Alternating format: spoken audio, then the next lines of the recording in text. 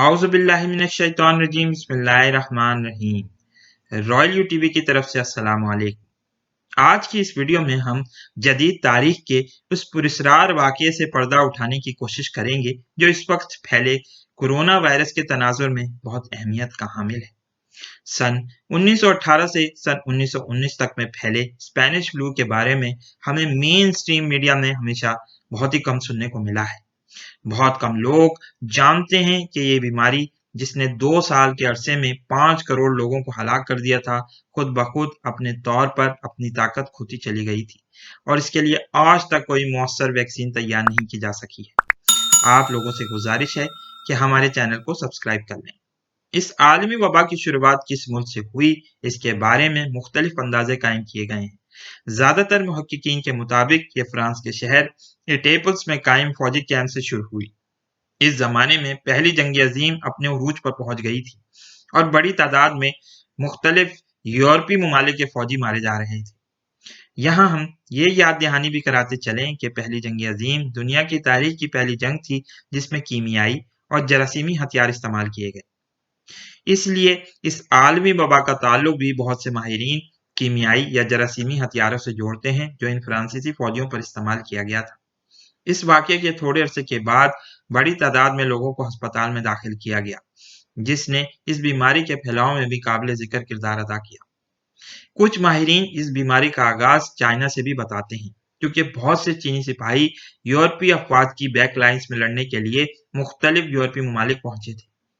بہرحال سن 1918 کے آغاز پر یہ بیماری تیزی سے پھیل رہی تھی اور کافی بڑے پیمانے پر لوگوں کی ہلاکت کا سبب بن رہی تھی۔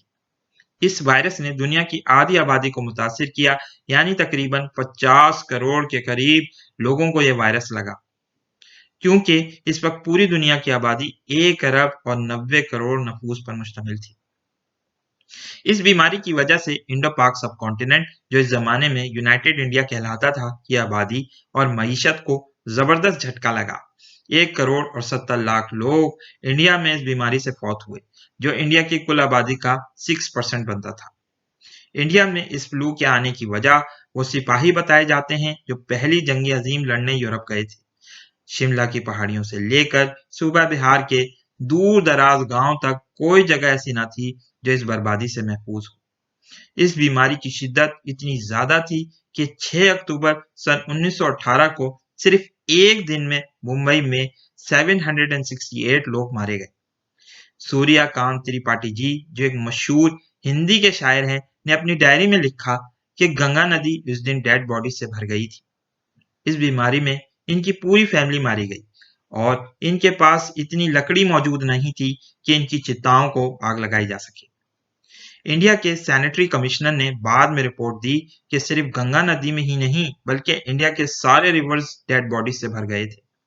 انڈیا میں ہونے والی اتنی زیادہ ڈیتھس کا تعلق اس زمانے میں ہونے والے فیمائن سے بھی ہو سکتا ہے، کیونکہ میل نرشمنٹ اور پور پبلک ہیلتھ کیئر کی وجہ سے لوگوں کا امیون سسٹم بہت کمزور پڑ چکا تھا، اور شاید یہی وجہ ہو کہ بہت زیادہ فیمیلز انڈیا میں اس بیماری کی وجہ سے ہلاک ہوئیں۔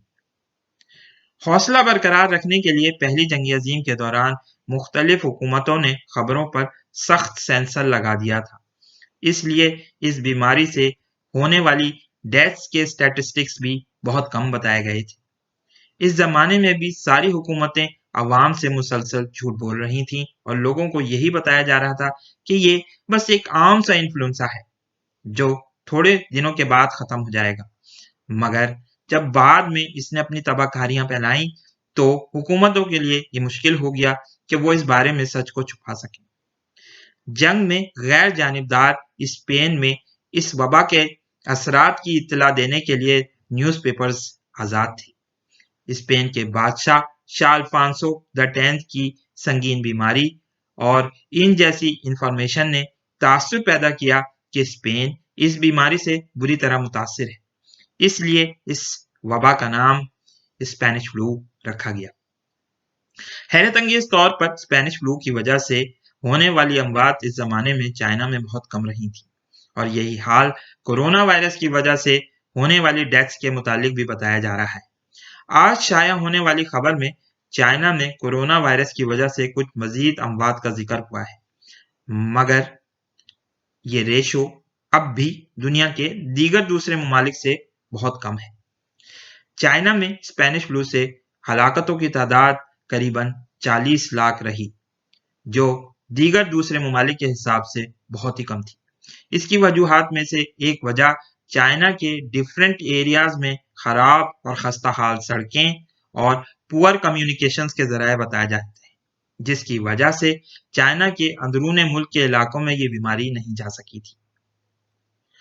آئندہ آنے والی ویڈیوز میں ہم آپ کو وباؤں کے متعلق قدیم نظریات کے ساتھ ساتھ دیگر مزید معلومات اسپینش فلو کے حوالے سے بتائیں گے۔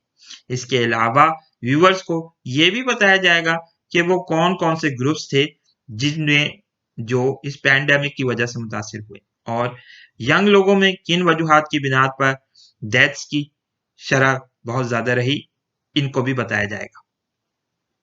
اس ویڈیو کو لائک کیجئے، شیئر کیجئے، دوستوں کے ساتھ ڈسکس کیجئے۔ بہت بہت شکریہ۔ السلام علیکم اور اللہ حافظ۔